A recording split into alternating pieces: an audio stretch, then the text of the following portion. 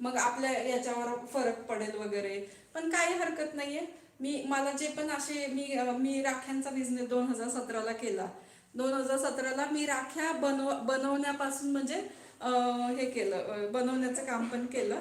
आणि हॅलो सोनाली पाटील ताई, hello like done, thank you so much Sonali ताई.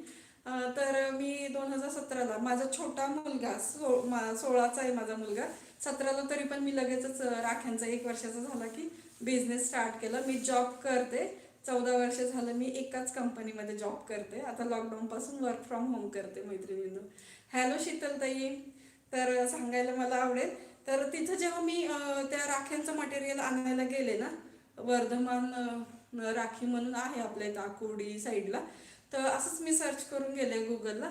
तर त्यांच्याकडनं मटेरियल घेतलं. ते स्वतः मॅन्युफॅक्चरर आहेत, म्हणजे असे सगळ्या गोष्टी आणतात ते आणि बनवतात. त्यांच्याकडं खूप सारा आहे. आणि जे अंध हे असतात ना, ते पण त्या राख्या हे करतात. असं त्यांच्याकडंच काय काय आहे म्हणजे. तर ते मला असं देताना म्हटले होते, ज्यांच्या नशिबात जे आहे ना त्यांना ते भेटतच राहतं. नशिबापेक्षा जास्तही नाही भेटत आणि कमी नाही भेटत. त्यामुळे नाही का मला